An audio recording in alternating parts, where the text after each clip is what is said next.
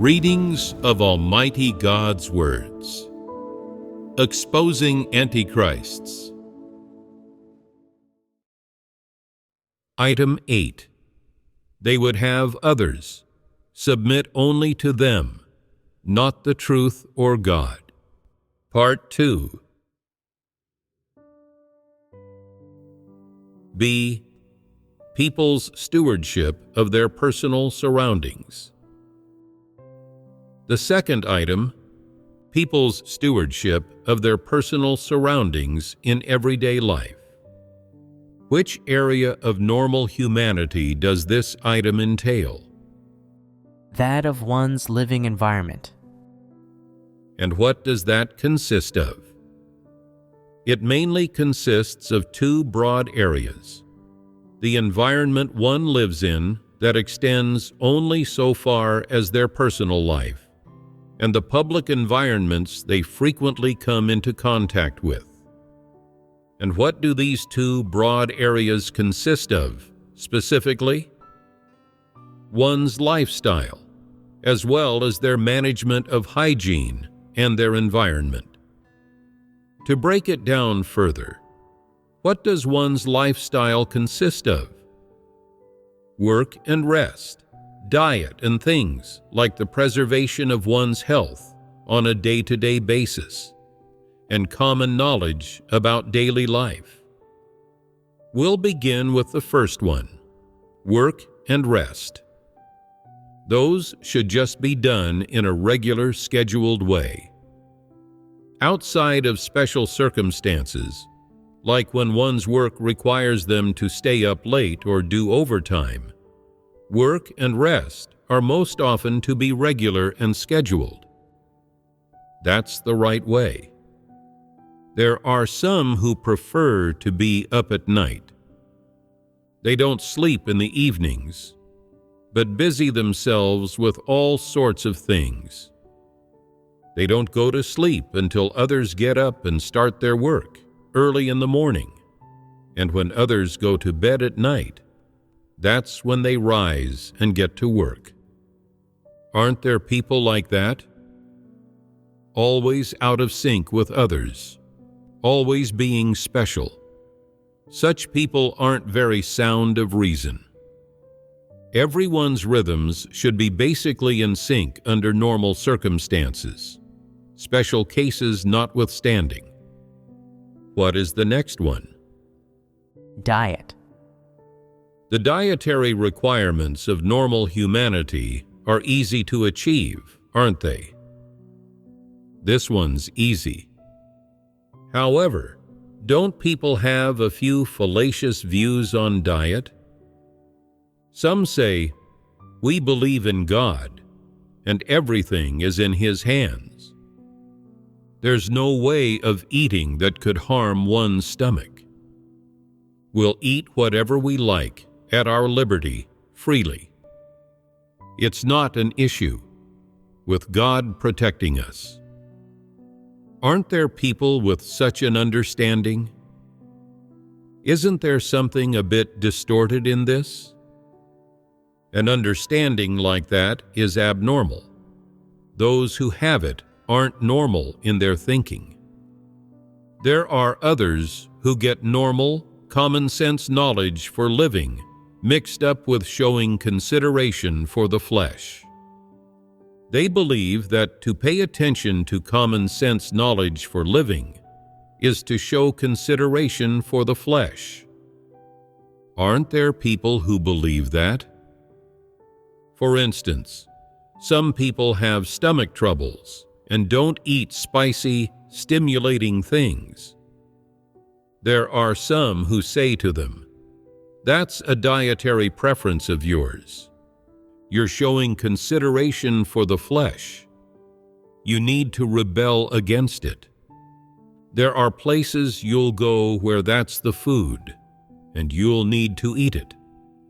How could you not?" Aren't there people with that sort of understanding? Some people can't eat a certain thing yet insist on eating it, to their discomfiture, in order to rebel against the flesh. I say, You're allowed not to eat it if you don't want to. No one will condemn you if you don't. They say, "No, I have to." In that case, their discomfort is deserved.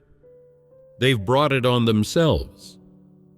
They set regulations for themselves, so it's they who have to keep them. Would it be wrong not to eat the thing then? It wouldn't. Others with particular health conditions are allergic to some foods. They need to avoid those things and not eat them. Some are allergic to chili peppers, and so shouldn't eat them, yet insist on it. They go on eating them, believing that that's what it means to rebel against the flesh. Is that not a distorted understanding? That it is. If they're not fit to eat something, they shouldn't eat it. What are they fighting against their body for? Isn't that reckless of them? There's no need to keep to that regulation, nor to rebel against their flesh in that way. Everyone has their own physical condition. Some have bad stomachs. Some have weak hearts. Some are poorer of vision. Some are prone to sweat. Some never sweat. Everyone's condition is different. You must make adjustments based on your own. A single sentence can stand for these cases. Learn a bit of common sense in life. What does common sense mean here? It means that you need to know what's harmful for you to eat and what's good for you to eat. If something doesn't taste good, but is good for your health, then you have to eat it for the sake of your health. If something's tasty, but you get sick when you eat it, then don't eat it. That's common sense. Beyond that, people must also know a few common sense ways to stay healthy. In the 4 seasons of the year, let the time, the climate, and the season dictate the things you eat. This is a major principle. Don't fight your body. This is a thought and understanding that people with normal humanity should have. Some people have enteritis and suffer from diarrhea when they eat stimulating foods. So don't eat those. Yet some say, "I'm not afraid. God's protecting me," and suffer through diarrhea after their meals as a result. They even say that it's God putting them through a trial and refining them. Aren't they absurd people? If they're not absurd, they're terrible gluttons who eat without regard for the consequences. Such people have a lot of issues. They can't control their appetite but say, "I'm not afraid. God's protecting me." How's their understanding of the issue? It's distorted. They don't understand the truth, yet blindly try to apply it. They have enteritis, yet eat indiscriminately, and when they get diarrhea as a result, for them to say it's God putting them through a trial and refining them, isn't that a blind application of the regulations? For such an absurd person to say something such rubbish, isn't that blasphemy against God? Would the Holy Spirit do work in such a ridiculous person? If you don't understand the truth, you mustn't blindly go apply regulations to things. Would God indiscriminately subject anyone to trials? Certainly not. You're not even qualified for that. Your stature isn't there, and so God won't put you through trials. Someone who doesn't know what foods will make them sick is an idiot with an unsound intellect. Can people who are unsound of rationality and intellect understand God's intentions? Can they understand the truth? Would God put such a person through trials then? No, He wouldn't. That's what it is to lack reason and speak nonsense. There are principles to God's trying of people. They're directed at people who love the truth and pursue it, at people whom God would use and who could bear witness for Him. He puts people of true faith who can follow Him and testify to Him through trials. No one who seeks only comfort and enjoyment and doesn't pursue the truth at all, and certainly no one with a distorted apprehension of things, has the work of the Holy Spirit. That being so, would God put them through trials? It's a total impossibility. Some people have access to Chinese herbal medicines or health foods, which they frivolously partake of. Some women will often slather on their face things that protect the skin, that whiten and tauten it. They'll spend 2 hours every day applying makeup and 3 hours removing it, and ultimately ruining their skin beyond recognition. They'll even say, "No one can overcome the natural law of beauty fading with age. Just look at this aging skin of mine." The fact is that they wouldn't look so old if they hadn't kept messing with their faces. It was slathering on those very products that aged them. What do you make of that? Serves them right. There's some common sense knowledge for living in normal humanity, and one needs to get a grasp on it, such as common knowledge about preserving one's health and preventing illness. That cold feet are liable to cause back pain, for instance, or how one should treat early onset farsightedness, or what the harms are of sitting too long at the computer. One should understand a bit about such common sense care for their health.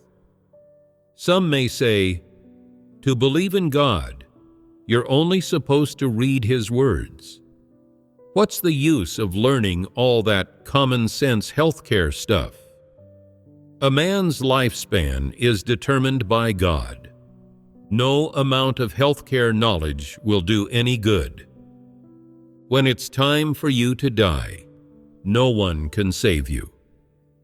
This seems right on the face of it, but in fact, it's a bit absurd.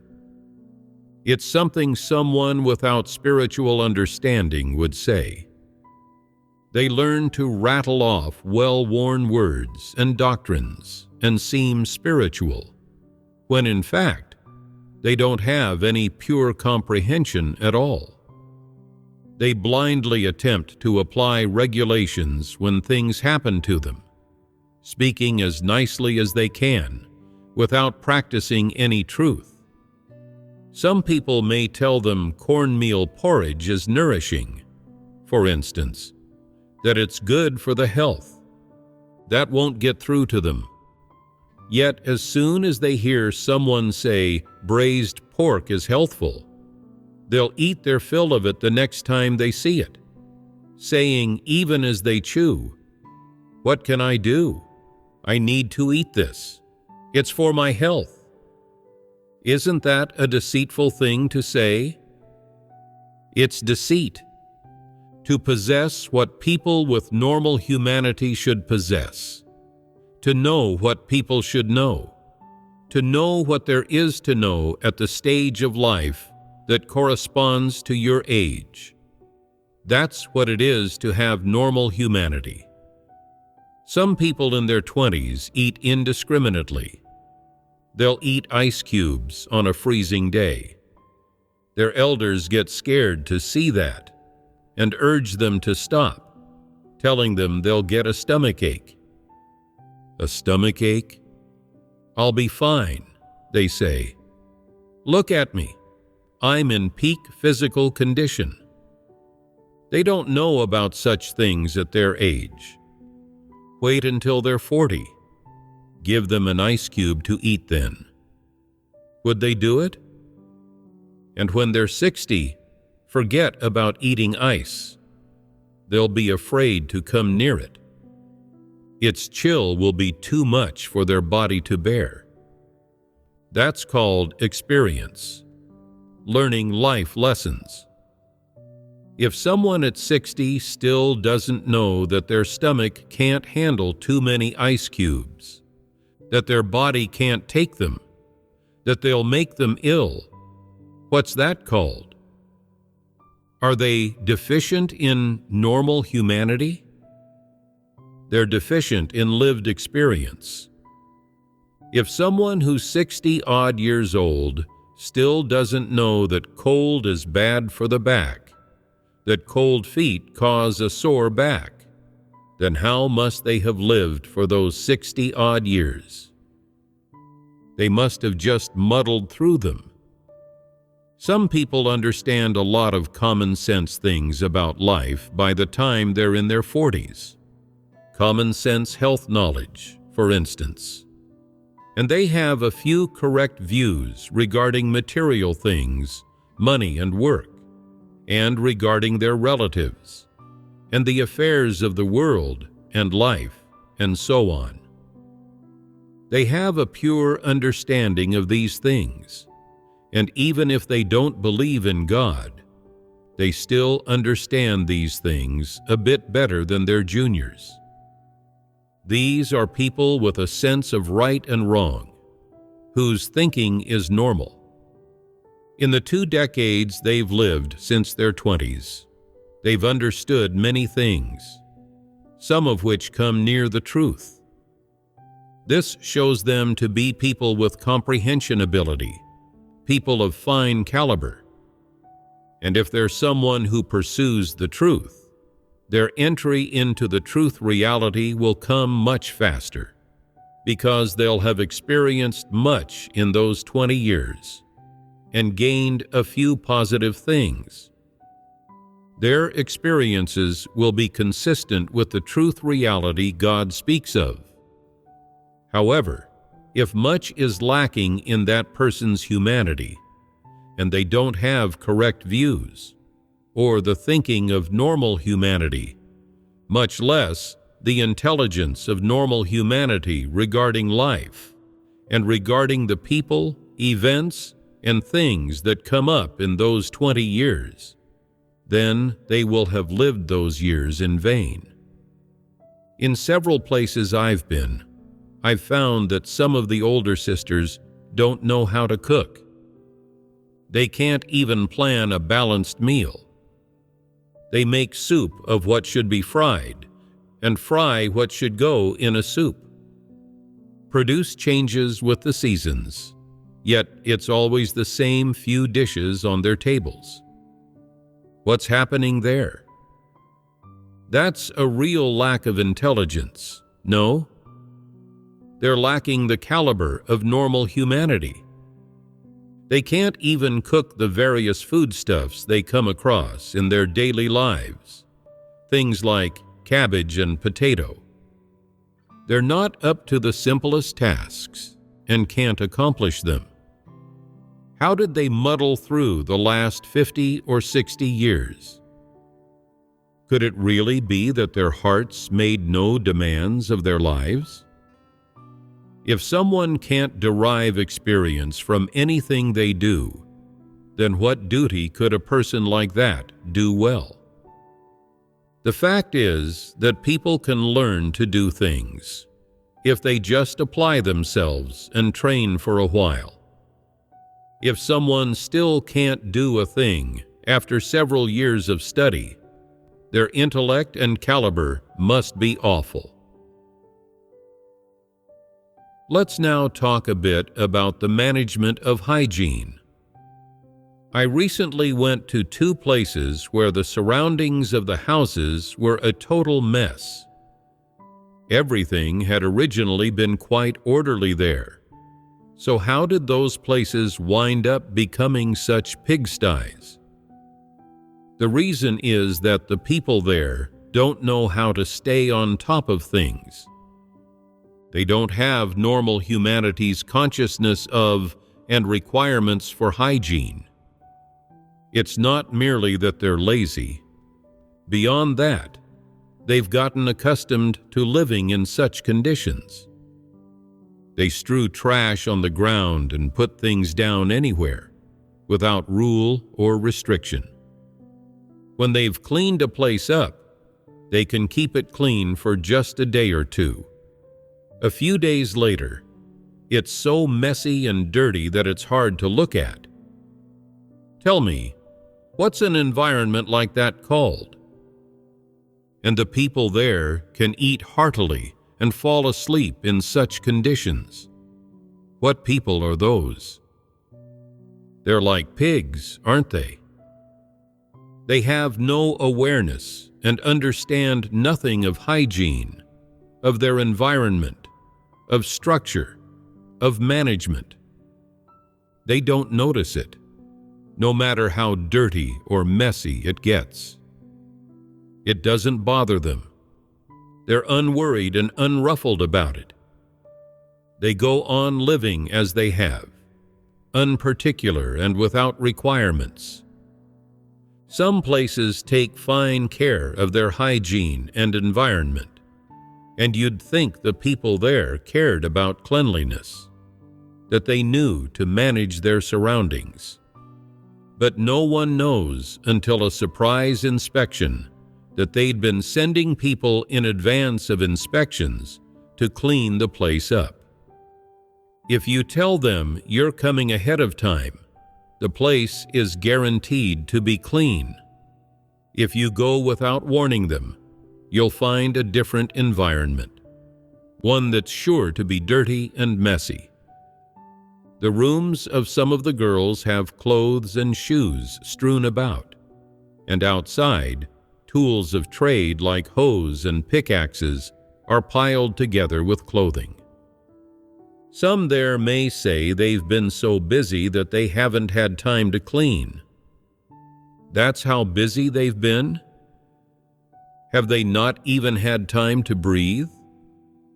If they haven't, then that's busy, all right. But surely they haven't been that busy. What's so hard about managing their space? What's so taxing about maintaining a clean, tidy environment? Does this have something to do with humanity? Why would people like living in a pigsty so much? Why would they be at such ease in such an environment? How could they be entirely unresponsive to such surroundings? What's going on there? What's the cause of poorly managed environments? If I go someplace on occasion and tell them in advance, they'll make it spick and span, but they'll stop cleaning if I go there often. They say, "You're here often, so we'll dispense with the formalities."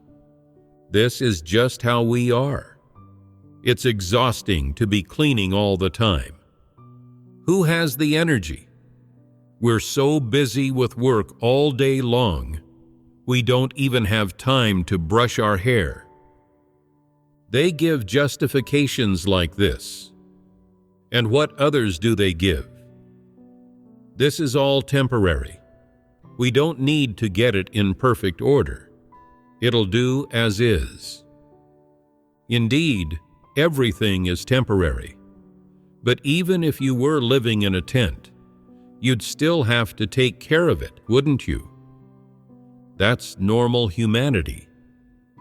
If you don't even have that bit of normal humanity, how different are you from beasts? There's one church in God's house that's quite well situated, near mountains and water. A road has been built there, and trees line the nearby river. It even has a gazebo with ornamental rocks next to it.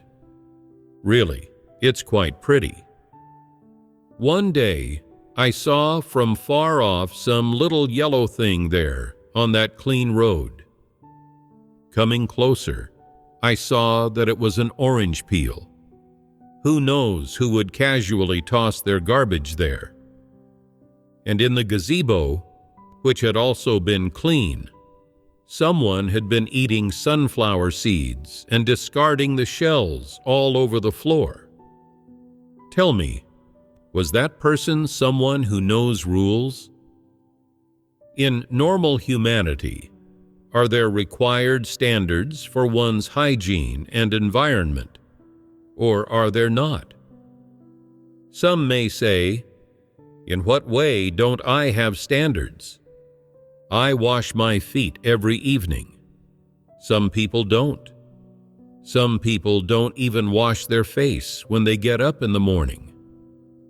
Your feet may be clean, all right, but why's your work environment like a pigsty? What does that cleanliness of yours amount to? At best, it shows that you're terribly selfish. You'd like to manage all things. How could you be master of all things if you can't even manage a compound? That is shameless, truly. It's not just their environment that these people can't manage. They can't even manage their own hygiene and toss litter on the ground. How did they develop this habit? They may justify tossing fruit peels on the ground by calling it compost. Why not put them in a compost heap or trash bin then? Why toss them on the road or in that gazebo? Is a gazebo a place to keep compost? Is that not a disregard for rules? It's a terrible paucity of humanity, reason, and morals. They're base people. Tell me, is there a way to resolve this issue? How can it be stopped? Will supervision do the trick? Who could keep such an eye on things? What's to be done? Fine them. Yes, that's the last resort. A proper system must be put in place. No more impunity. These people are just so scummy. They're incorrigible. In some places, there are rotten cardboard boxes, rotten boards, and shreds of paper strewn all over, and the people there say they're keeping them to use later. Given that they're useful things, why not sort them by type in neat stacks? Wouldn't that look nicer and take up less space? Most people don't know about upkeep. Things are stacked and scattered haphazardly in their spaces, such that there's no free space. The piles get messier as they grow, and with messiness comes dirt, until the place becomes a dump, repellent to all who see it. Do people who live in such environments have normal humanity? Are they people of caliber if they can't even stay on top of the environment they live in? What difference remains between such people and beasts? Part of the reason most people don't know how to manage the spaces they live in is that no one has an awareness of hygiene, nor does anyone know how to manage their environment. These things don't occur to them, and they're unaware of what people's living environment should be like. They're like animals, unconscious of the sort of environment they should be living in. The other part has to do with managers not knowing how to manage these things. The managers don't know how to manage these things. and those being managed aren't proactive or aware of these things. In the end, with everyone's cooperation, the place turns into a pigsty. When these people have been around a place for a while, I come away from it with a certain feeling. Why isn't this place ever clean? Why doesn't it ever seem like a home? Tell me, could seeing a place like that lift a person's mood? Would going there put you in a good mood? We wouldn't have much of a feeling about it. That would be your true response. Not much of a feeling. I laid out plans for a few of those places, and when the work was done and things had been reordered, everyone enjoyed the sight. Yet a few days later, things were a mess again. I had to find someone suitable to manage the task if hygiene was to be maintained. That's because most people are so unclean, making a mess in whatever job they're doing. Some people pick vegetables and don't know the right place to wash them. They insist on seeking out a clean place to do it, which makes that place dirty as a result. How would you feel to see that? Are these people not a herd of beasts? They've got no humanity. To look at these people who care nothing for hygiene and don't know how to manage their environment, it rouses you to anger. These people are given a nice environment to live in, with everything fixed up nicely. All sorts of flowers and grasses pop up in the spring. They've got mountains, water, a gazebo. They've got places to work and places to live, and all sorts of amenities. How nice. But how did it wind up? They took it for granted. They didn't appreciate the kindness. They thought, this is a nicer place to be than most, but it's more or less countryside. The ground is nothing but grasses and mud.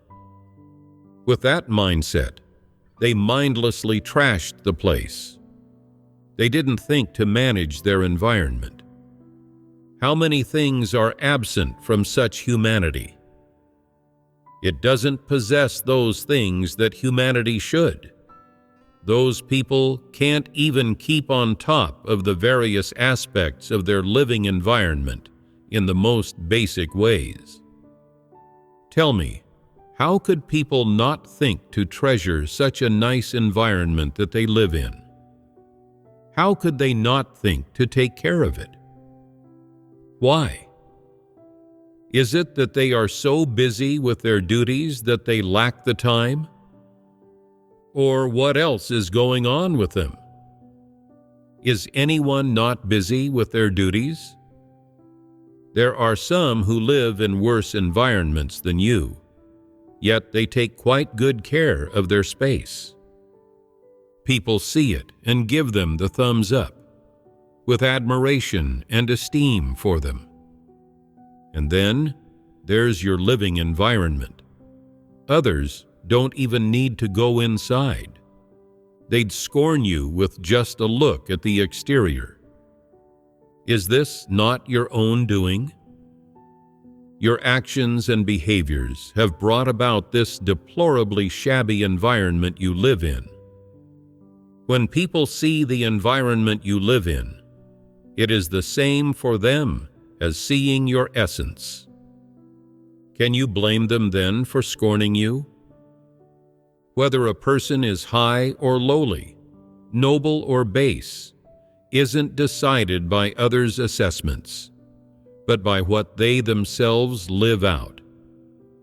If you possess the things of normal humanity, you're able to live out true human likeness. You'll be able to demonstrate your noble quality, and others will naturally value and esteem you. If you don't possess those things, and you don't understand common sense hygiene, and you don't know how to take care of your environment, living all your days in a pigsty and feeling quite pleased about it, that reveals your beastly quality. It means you're base and lowly. Such a base and lowly person, with such base and lowly humanity, without a shred of the thinking, views, requirements, and pursuit that normal humanity ought to have. Without any of those, can such a person understand the truth? Can they enter the truth reality? No. You also think they can't? Why not? Some will say, we've long since rid ourselves of all those worldly things in our years of believing in God. We don't care about that stuff. Living a life of quality, that's a worldly thing. Are there not those who say this? Is the air you breathe a worldly thing then? The clothes you wear, all the material things you use, are those worldly things? Why don't you find any old place out in the open to gather in? Why gather in a room? Aren't people who say this absurd? I'll tell you a fact. If such a person wants to enter the truth reality, that will be hard for them. If a person wishes to enter the truth reality, they must first possess normal humanity. Beyond that, they must cast off those bad habits in their life to pursue something of a style and aim in life that has quality, manners, and morality. Is this an apt way to put it? Well then, are these problems easy to put right? How long does it take to change one's lifestyle and shed a poor habit in one's life? What method must be used to enter this as quickly as possible? What methods are there outside of punishment? Mutual supervision. Mutual supervision is one method. It comes down to whether people accept it. As I see it, levying fines is a powerful move, and truly an effective one. As soon as you touch on cash fines, you're touching on people's interests. They have no choice but to comply, for fear that their interests might suffer. That's what's achieved by levying fines. But why isn't anything achieved by fellowshipping on the truth with those people? Because they don't have normal humanity or the requisite conditions for accepting the truth. That's why fellowshipping the truth is an ineffective method with them. In any work environment at all, learn first to sort things by type. Second, to maintain tidiness. Third, to maintain hygiene and cleanliness. And then, on top of that, to cultivate the habit of cleaning out trash. That is what normal humanity should possess. There are some women who comb their hair and go out without first sweeping up the fallen strands. They do this every day. Can such a habit be changed? When you're done combing your hair, you must clean and tidy up at once. Don't leave others to clean it up. Manage your own environment well yourself. If you wish to manage your environment well, you must begin with yourself. Clean up your own space first. Apart from that, one must be civic-minded about the public environments they inhabit. Responsibility should fall to everyone to manage the spaces where people live and rest, for instance. If you see a few shreds of an orange peel on the ground, just pick them up and toss them in the trash. In some work sites, there are wood chips, wood shavings, iron bars, and nails all over the place when the work is done. Go there, and you could easily step on a nail if you're not careful. It's terribly unsafe. Why wouldn't they clean up and make things hygienic once they've done their job? What sort of nasty habit is that? By doing this, are they able to explain themselves? What would people think to see such a messy, dirty workplace? Is that not the way beasts do their jobs? People with humanity must clean things up nicely when they're done with a job, and others will know at a glance that the job was done by humans. Beasts don't clean up after they've done a job, as if cleaning up didn't fall to them and had nothing to do with them. What sort of logic is that? I've seen more than a few people who don't clean up after they do a job. They all have this bad habit.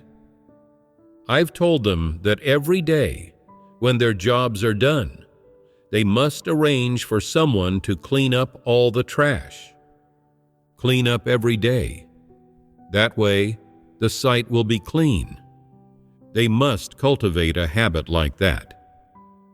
To cultivate a life habit, one must begin by maintaining an environment, then wait to grow accustomed to it.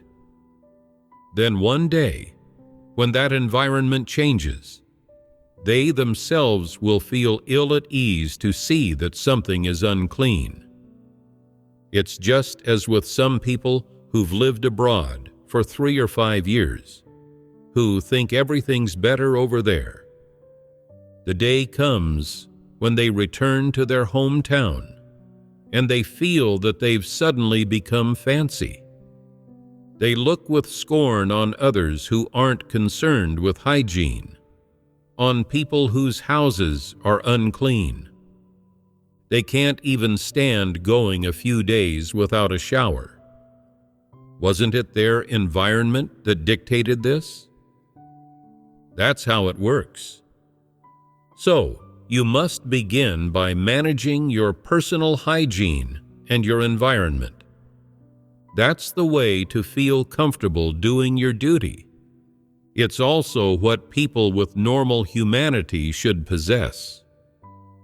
In several places I've been, I've seen girls' rooms that are total messes, in disarray. Some may say, "You want us to be tidy. Should it be like in a boot camp?" There's no need for all that. Make your bed and clean your room every day. Maintain cleanliness.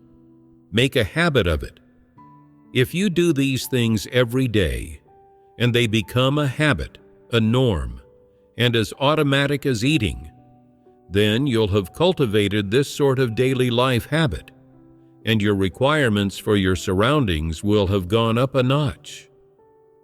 And when they've gone up that notch, your whole bearing, your mental outlook, your taste, your humanity, and your dignity will all be raised. But if you live in a pigsty, a place that's not for humans, but is more like the lair of a beast, you don't possess human likeness. On entering a room, for instance, some people, seeing that the room and its floor are clean, will scuff the dirt off their shoes for a while outside. They'll still feel unclean, so they'll go on to take their shoes off before entering the room. When the owner of the room sees how clean and respectful they are of him, he'll respect them too. Other people will go ahead in with mud-caked shoes and think nothing of it to get mud on the floor. They're completely insensate to it.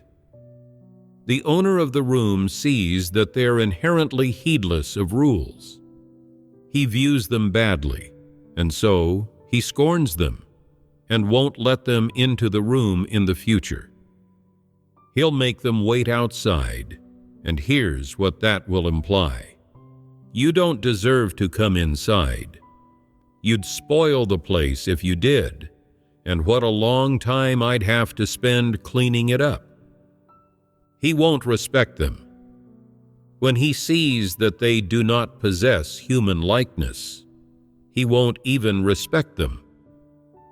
If someone gets to this point in their life, are they even still human? A pet animal is a better thing than them. So people must live out human likeness in order to be called human, and they must possess normal humanity in order to live out human likeness. Wherever someone lives, whatever duty they do, they must abide by the rules. They must take care of their space and hygiene, and have a sense of responsibility, and have good life habits. They must be attentive and serious in all they do, and keep it up until they've done the thing well and up to standard. In this way, people will see in your performance of your duty and the way you deal with people and things that you're upright and decent, a good person. They'll feel admiration for you, and they'll naturally come to respect you. They'll esteem and value you too, and so they won't fool you or bully you. They'll speak to you in a serious manner, without any mockery or contempt. I don't know how people perceive my appearance, but I do have a feeling. When I encounter most people, they don't make jokes or speak frivolously. I don't know why that is. It may be that people get a feeling you're just such a serious person, and you're serious in your speech and your actions too. You're an upright person. I wouldn't dare crack a joke when interacting with you. It's clear at first sight that you're not that sort of person. If when you go to a place and talk with people, chat with people, interact with people, they feel that there's something there in your humanity and morality. They may not be able to say clearly what it is, but you'll know what it is you think of each day, and you'll always have principles and standards for how you view things and engage with people. If that's how you engage and interact with others, then they'll say you're so prudent, so serious and prudent in all you do, meaning that you're so principled. What feeling will this ultimately inspire in them? Mull that over slowly. If you're equipped in your comportment with the things those with normal humanity ought to have, it doesn't matter how people may assess you behind your back. If they feel in the pit of their heart that you're an upright, prudent person, someone with a serious, responsible attitude toward all things, who's noble of virtue, then after engaging and interacting with you for a while, they'll come to approve of you and esteem you. And then you'll be worth something as a person.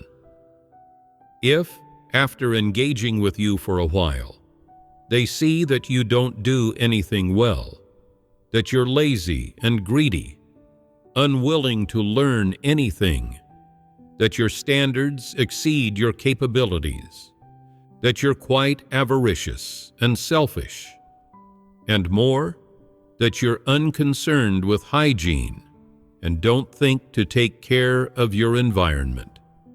If they see that you don't know the ropes in anything you do, that you're of quite a poor caliber, and that you're unworthy of credit, unable to do any task you're given well, then you'll be of no account at all to people and invalidated as a person. To be of no account at all to others is no big deal. All told, what matters is that if you're likewise base, low, and worthless in God's heart, like a beast without heart or spirit, then you're in trouble. You're still so far from being saved. For any person whose character isn't up to standard, whose speech and actions are entirely unregulated, who's like a beast, is there hope of being saved? They're in danger, as I see it. Sooner or later, they'll be eliminated.